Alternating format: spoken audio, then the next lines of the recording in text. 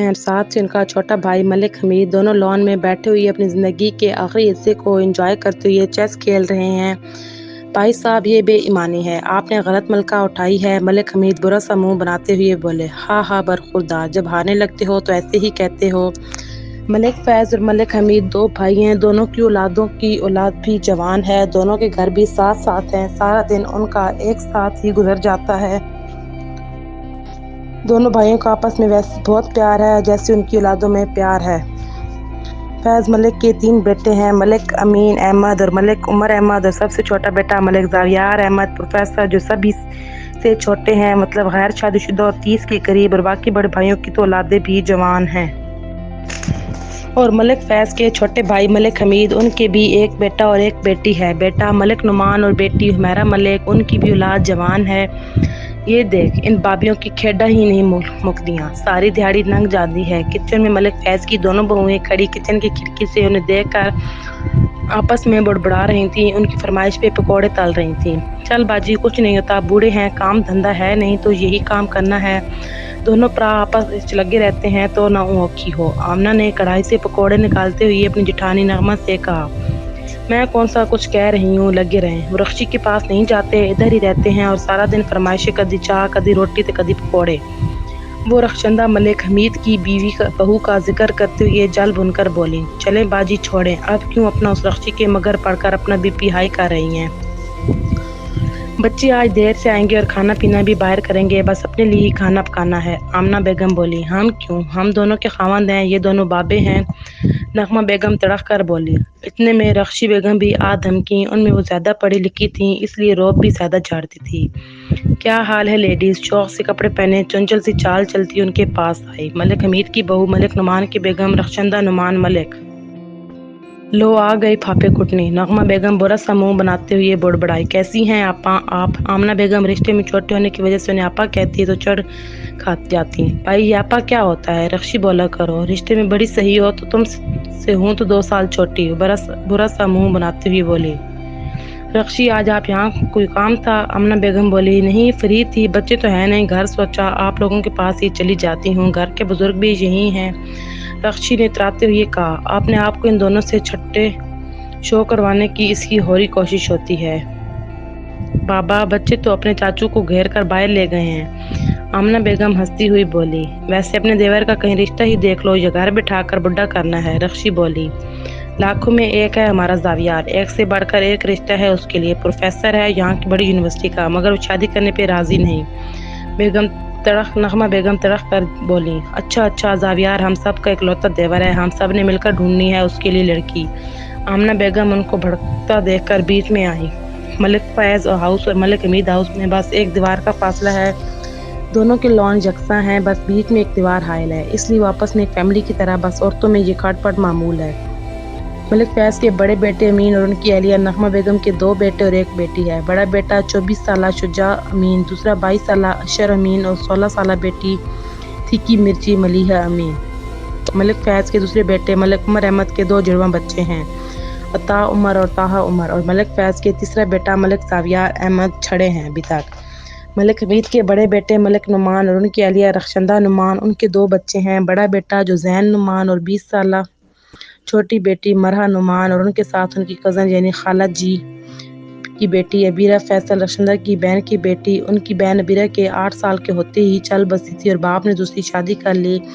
यूँ फिर अबीरा को भी रक्षी नहीं पाला। अबीरा बहुत खामोश मिजाज लड़की थी, मगर सब कज़न उसका दिल लगाए रखते थे, उसे पराया महसूस होने नहीं देते थे, मगर उसे लगता शायद सब उसके साथ हमदर्दी कर रहे हैं। शाम का साए रात में ढल रहे थे, सूरज को गुरूब होते अबीरा ने बड़ी दिलचस्पी से देखा। सब झील किनारे हल्ला गुल्ला कर रहे थे, मगर वो ही थी बस खामोशी से किनारे लगी बैठी थी, सबसे अलग थलग रहने वाली। वो लोग फुटबॉल से खेल रहे थे, 2 टीमें बनाई हुई थी उन्होंने, शुजा, अता और मलीहा एक टीम में थे।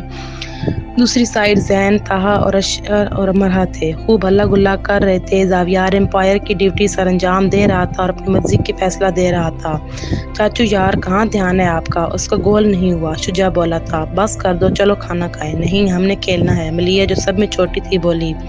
مرچی صبح اسکول بھی جانا ہے۔ زاویار نے اس کے کان کھینچے، چلتا ہوا بیرا کے پاس جا بیٹھا۔ ہیلو میڈم، تم کیا یہاں پتھر بنی بیٹھی ہو؟ زاویار اس کے پاس بیٹھا تو گھبرا کر بولی، جی کیا ڈر کیوں رہی ہو؟ زاویار اسے دیکھتا ہوا بولا، نہیں تو ڈری نہیں، بس چونک گئی۔ یار چاچو، آپ جیسے جلاد کو دیکھ کر کوئی بھی لڑکی ڈر جائے وہ تو پھر بیچاری معصوم سی ہے۔ عطا ان کے پاس آتا شرارتی لہجے میں بولا۔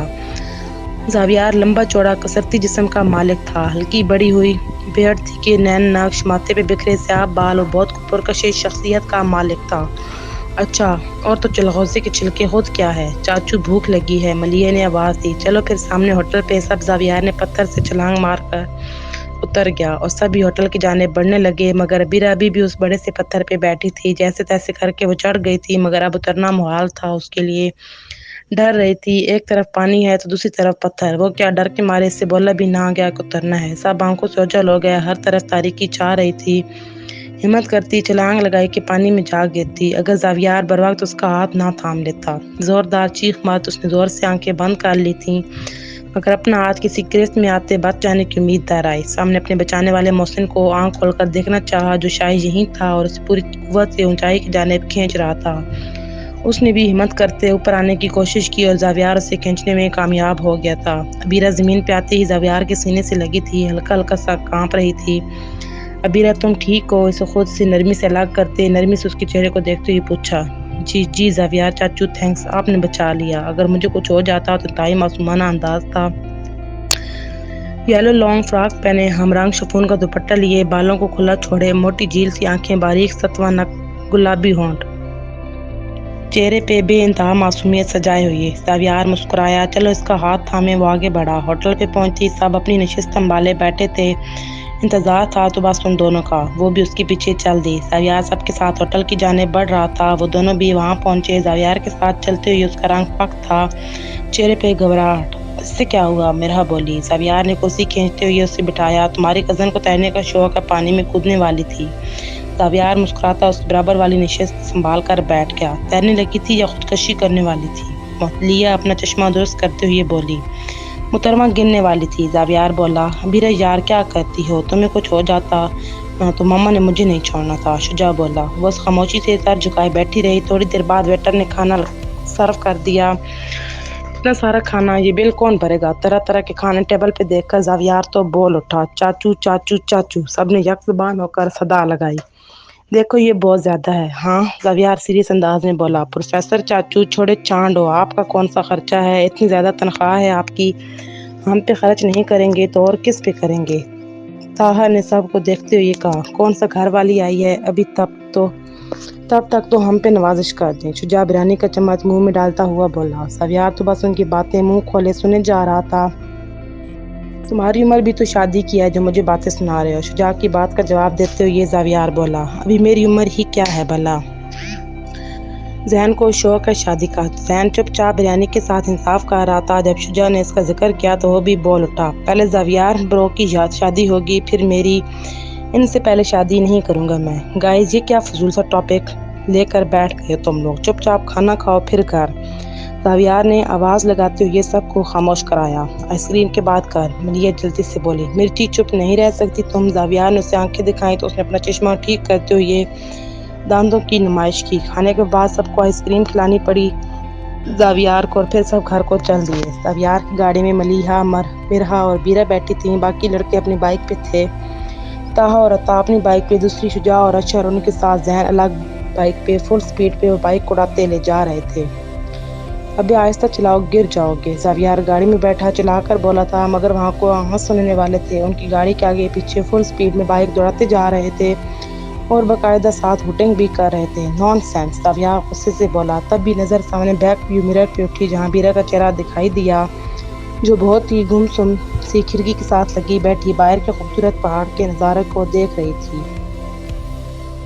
جبکہ ملیحہ اور مرحا آپس میں کٹر پٹر لگی ہوئی تھیں۔ گھر میں وہ سب ایک ساتھ انٹر ہوئے تھے۔ زاویار تیزی سے غصے سے باہر نکلا۔ ان کو سبق سکھائے اس سے پہلے کہ ان تک پہنچتا وہ پانچوں اندر کی طرف بھاگے۔ اندر ملک فیض اپنی کرسی پہ براجمان بیٹھے تھے، حقے کا کاش لے رہے تھے۔ دادا جی، دادا جی۔ او کی ہو گیا پتر؟ دادا جی اپنی بھاری آواز میں بولے۔ ان کی آواز پہ آمنہ اور نغمہ بیگم باہر آئیں۔ آئے ہائے میرے بچے، نغمہ بیگم بولتی ہوئی آئیں۔ تم لوگ مجھ سے بچ کر دکھاؤ۔ زاویار مکہ بناتا ان کی طرف بڑھا۔ زین اپنے دادا کی طرف بڑھا اور شجاع اور اشر اپنی ماں نغمہ کے پیچھے چھپے، اور طاہا اور عطا اپنی ماں آمنہ کے پیچھے پناہ لی۔ اماں جی بچا لیں، آخری بات۔ شجاع اور اشر بولے۔ ماما لاسٹ ہے، نیکسٹ نہیں ہوگا۔ طاہا اور عطا بولے۔ اپنی ماں کا چہرہ دیکھتے ہوئے بولے۔ ملیحہ، عبیرہ اور مرحا بھی اندر آئیں۔ کیا ہو گیا ہے زاویار؟ کیا ہو گیا؟ کیوں بچوں پہ غصہ کر رہے ہو؟ امین صاحب بھی وہاں آئے۔ ابا جی، بھائی جان، یہ لوگ اتنی تیز بائک چلا کر آئے ہیں، اتنے خطرناک راستے ہیں یہاں، اتنی تیز بائک نہیں چلاتے، اور ساتھ ہمارا لڑکوں کی طرح شور اور سیٹیاں بجا رہے تھے۔ یہ کوئی بات نہ ہوئی بچوں، تم لوگ ایسی حرکتیں کرو۔ امین صاحب ابا جی کے پاس بیٹھتے ہوئے یہ بولے۔ او کوئی گل نہیں، چڑھتی جوانی ہے، جوش تو آئے گا۔ ابا جی ہمیشہ کی طرح پوتوں کی سائیڈ لے گئے۔ ابا جی صحیح کہہ رہے ہیں، نغمہ اپنے بیٹوں کو پیار کرتے ہوئے یہ بولی۔ مگر آپا زاویار ٹھیک کہہ رہا ہے، آمنہ اپنے بچوں کا غصہ کو گھورتی ہوئی بولی۔ چلو تم سب لوگ جاؤ اپنے کمروں میں، آمین صاحب بولے۔ عبیرہ نے سب بڑوں سے پیار لیا اور پھر سے شور کرتے ہوئے کمروں میں بھاگے۔ ماشاءاللہ بہت ہی نیک بچی ہے، ابا جی بولے تھے۔ امین صاحب مسکرائے۔ زاویار کی نظر عبیرہ پہ گئی جو آمنہ اور نغمہ کے درمیان کھڑی مسکرا رہی تھی۔ زاویار ایک نگاہ ڈالتا ابا جی کے ساتھ بیٹھ گیا۔ زین بچے جاؤ، شاباش، آئندہ ایسے غلطی نہ کرنا، زین کو کہا جو ابا جی کے پہلو میں بیٹھا تھا۔ دادا جی میری غلطی نہیں، اشر ہی تیز چلا رہا تھا بائک، زین معصوم بنتے ہوئے بولا۔ چلو ابی اور مرحا چلو گھر۔ زین نے آواز دی تو عبیرہ اس کے پیچھے ہو لی اور وہ تینوں لان سے اپنے گھر میں انٹر ہوئے۔ ابا جی خواہ انہیں اتنا سر نہ چڑھائیں، اتنے بڑے گدھے ہو گئے اور ڈنگروں جیسی حرکتیں ہیں ان کی، اور او پتر مکھن بیٹا تو بھی بڑا ہی ہے، اپنا ویاہ دا سوچ تو، ابا جی بولے۔ آمین صاحب ہنسے۔ نغمہ بیگم اور آمنہ بیگم بھی آگے آئیں۔ ایک تو آپ لوگوں کو پتہ نہیں کیوں میرے ویاہ دی فکر ہر ویلے پڑی رہتی ہے، میں تنگ آ گیا ہوں، خوش ہوں میں اپنی زندگی میں۔